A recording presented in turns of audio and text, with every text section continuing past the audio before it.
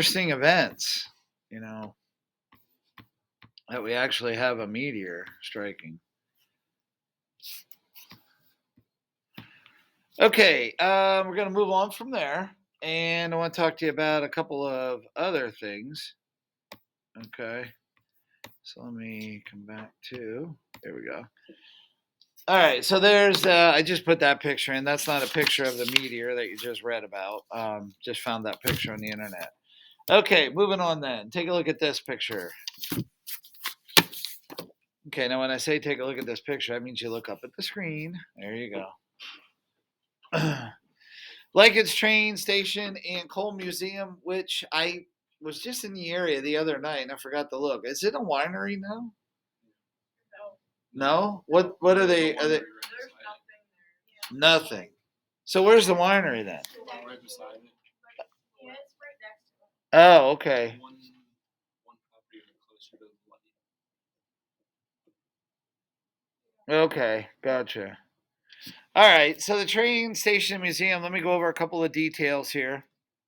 All right, so coal was transported by horsepower. We are definitely familiar with that. This was only the fourth railroad in the country, first in Dauphin County. Okay, which I think that is just absolutely awesome that right here in this valley was only the fourth ever.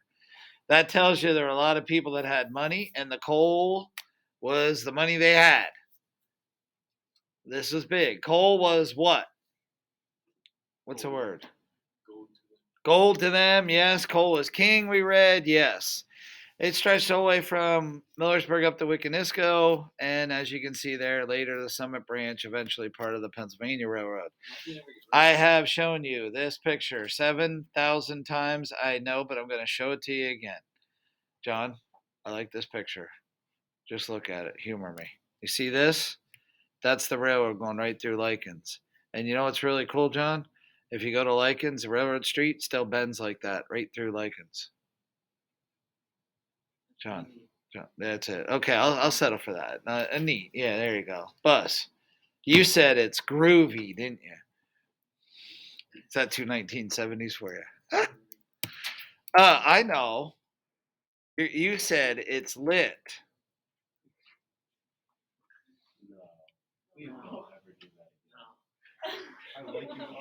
And Noah said that's the T.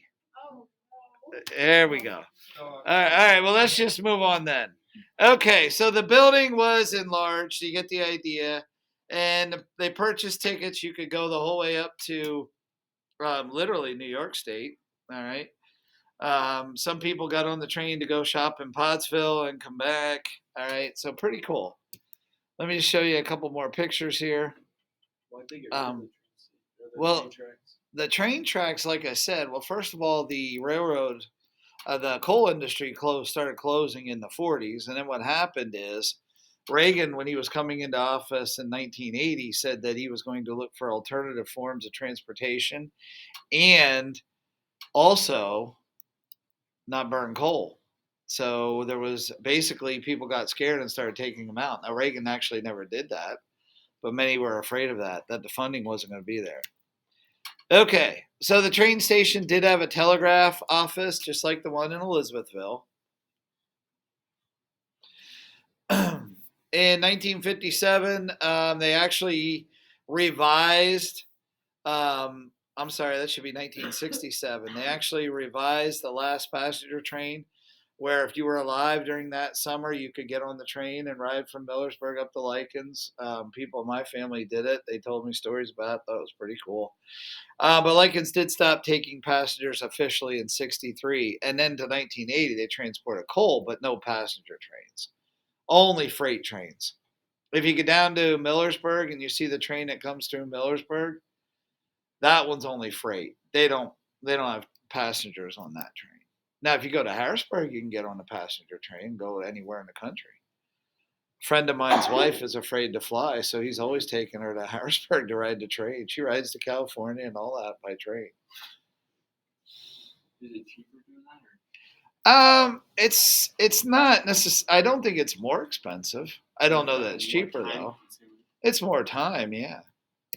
But depending what kind of train you have and what car you're on, can be a pretty awesome experience to see the country too.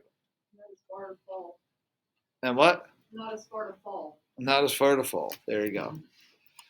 Okay, so the tracks were moved, as I said there, in 1980.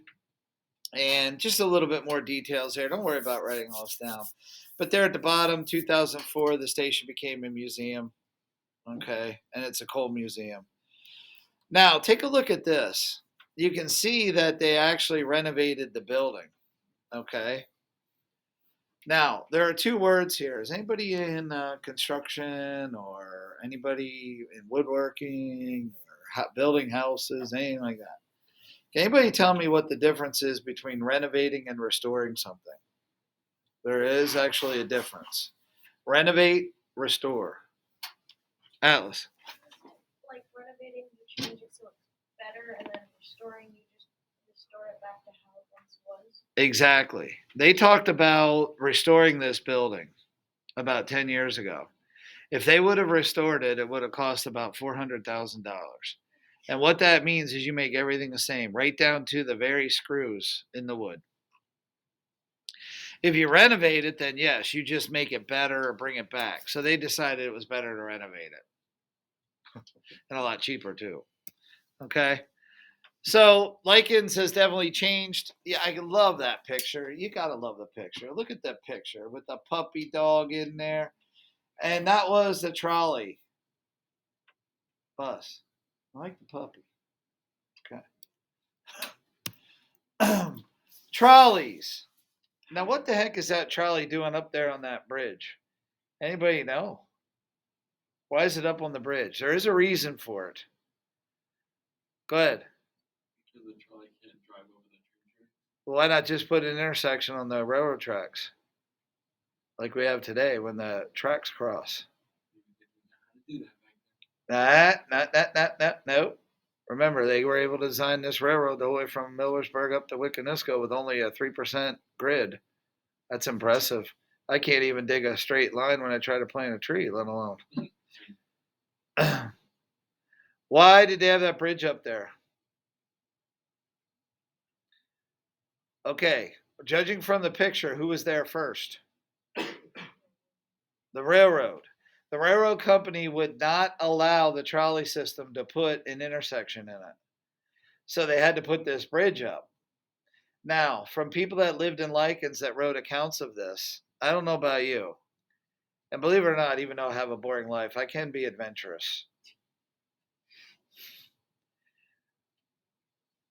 But there is no way in this world I would get in that trolley and go over that bridge. Look at that thing. I mean, come on. Might be a little daring, but you don't want to be stupid. The trolley is literally as wide as the bridge. Well, it is. And now people in Lycan said that thing in a very windy day could sway up to 3 feet. Now, how would you like to be that far above the ground in that trolley and that thing swaying 3 feet? Well, you go right ahead. But I'm not. Maybe as tall as that So light what they bulb. actually did was they actually would park, and the people that didn't trust it could actually get out and walk across the tracks and then get back on the other side. True story. It's as tall as that Okay, light and there you got the trolley. I think that's pretty cool. Here you can see a little bit about where it was, and we're looking up here, okay?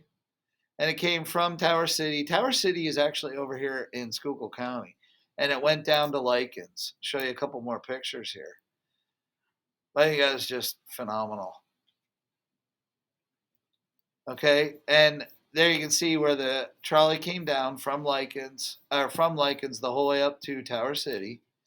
I'll just show you another picture here.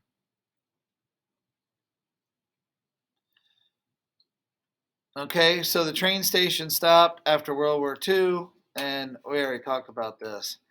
Take a look at this. I thought this was kind of interesting. Now, this is not the trolley. I'll tell you what. Let's not even talk about that. Let's end on the trolley system. Okay.